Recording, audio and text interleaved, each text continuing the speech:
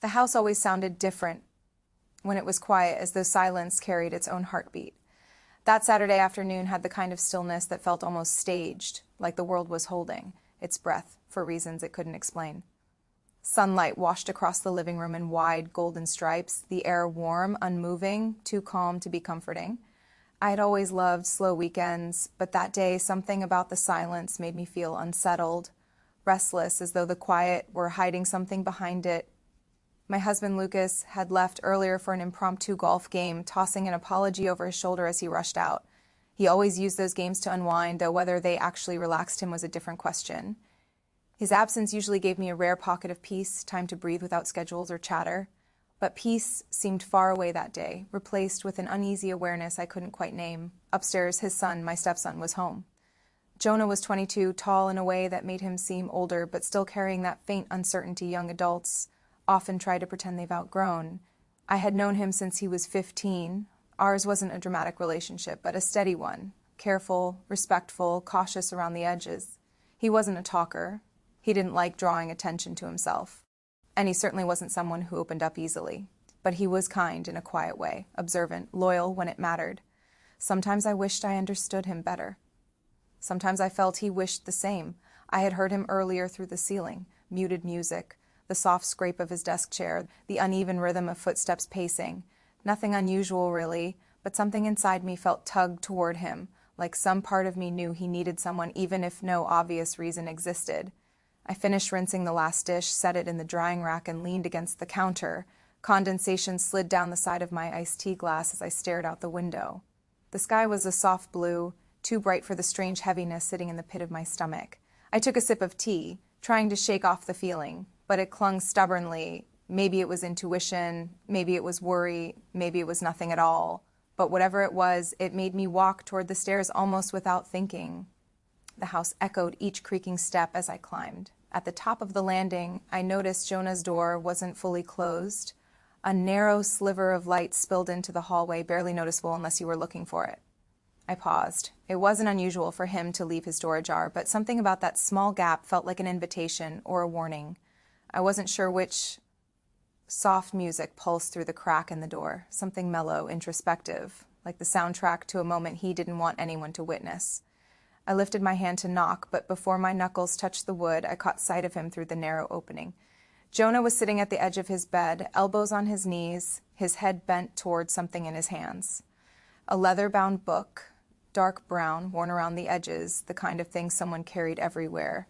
His fingers gripped it too tightly, his knuckles pale. He flipped a page, then another, each movement sharp and agitated, his jaw tensed, his shoulders curled inward. His breath stuttered, barely noticeable, but there. I should have stepped back. I should have knocked politely and waited.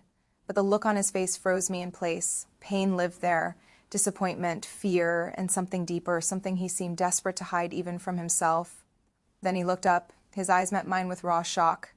For a split second, neither of us moved. His expression transformed, surprise, shame, and defensiveness colliding all at once. He snapped the book shut so quickly the sound cracked through the room.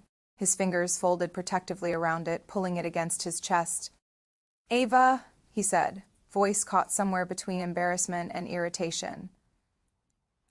Sorry, I didn't mean to. I wasn't." The words stumbled uselessly from my mouth. He stood abruptly, shoving the book beneath a pillow, as though erasing it from sight would erase everything else. His cheeks flushed with a mixture of anger and humiliation. "I just didn't expect anyone," he muttered. "I shouldn't have looked in. I didn't realize the door was open." "It's fine," he said quickly, though his tone made it clear it wasn't.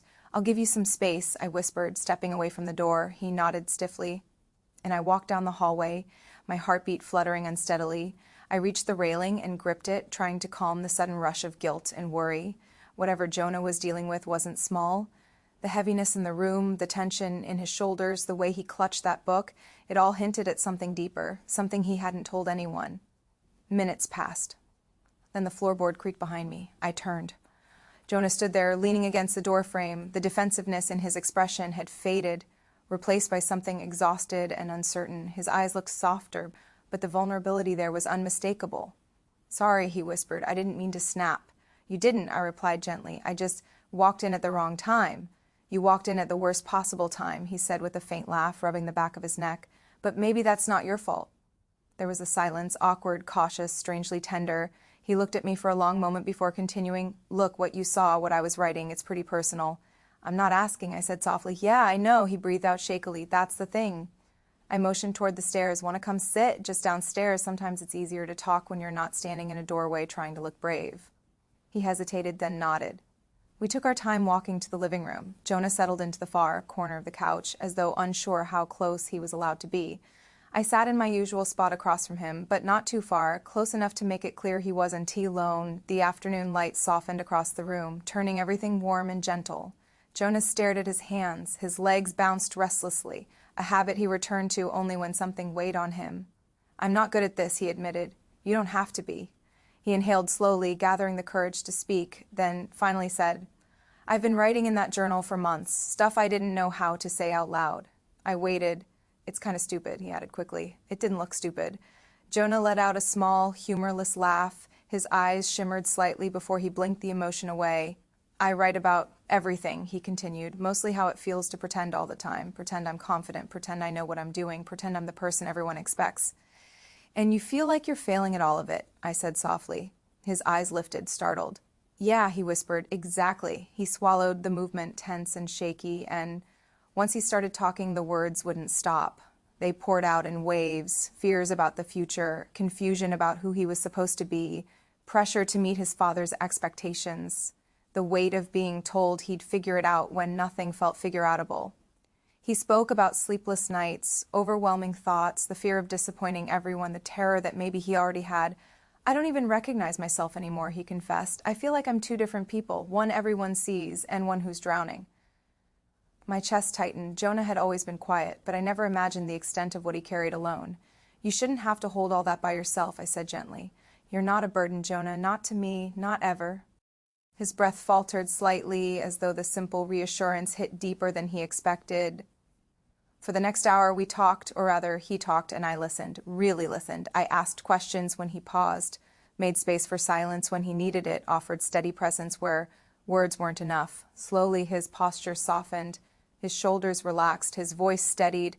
He wasn't fixed, he wasn't suddenly healed, but he wasn't alone anymore, and for the first time in months, maybe years, he let himself be seen. When the weight of his confession finally settled, Jonah leaned back against the couch, exhausted but lighter. "I didn't think you'd want to hear any of this," he said quietly. "I always want to hear you," I replied. "I just didn't know you needed me to." He nodded slowly, almost as if absorbing a truth he'd spent years avoiding. The rest of the evening unfolded gently, small conversation, quiet pauses, moments of unexpected closeness. We weren't trying to fix anything anymore. We were simply sharing the same space, breathing the same air, letting the silence exist without fear. But the day wasn't done with us. When dusk settled, the house dimming into soft shadows, Jonah's voice broke the quiet again. "Can I tell you something I've never said out loud?" he asked. "Of course." He hesitated, then whispered, "I always thought you didn't really want me around, not in a bad way, just like I was an extra person in your life." The words hit with a sharp ache.